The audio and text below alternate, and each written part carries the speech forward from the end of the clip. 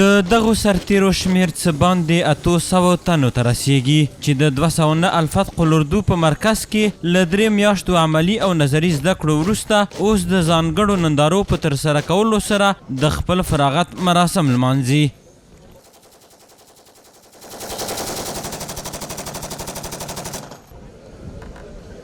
نن ورځ د 209 الفتح الاردو قمندانۍ اړوند د ښوونیز صحاوي مرکز څخه 850 نفره مجاهدین فارغ شول.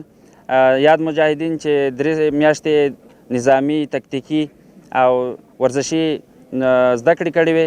غیورو ولسونو ته اطمینان او ډاډ ورکم چې انشاءالله العزیز د دې قهرمانو اتلو باشهامتو اسلامی او ملي اردو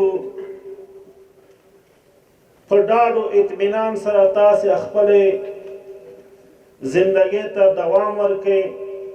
ورته مهال د بلخ د علماو شورا رئیس او یو شمیر نور د نظام په لیکو کې د روزل شوو ځوانانو رول مهم بولي او د دوی ترمنځ پر یووالي او برابرۍ ټینګار کوي. امروز از مدرسه انسانیت فارغ شدیم، امروز از مدرسه اسلامیت فارغ شدیم، امروز از نظام اسلام فارغ شدیم.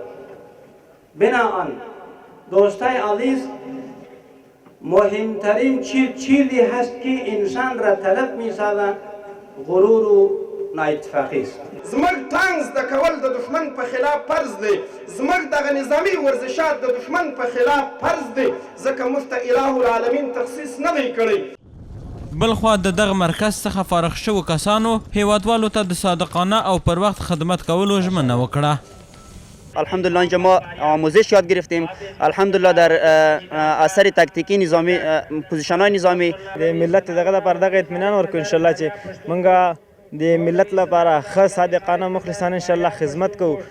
د یادونې وړ ده چې د دغو مراسمو په پای کې په نظامي څانګو کې روزل شوو سرتیرو ته د فراغت سندونه ورکړل شول او ترڅنګ یې د دغه مرکز څخه د دیني زده کړو په برخه کې فارغ شوي کسان هم وستایل شول.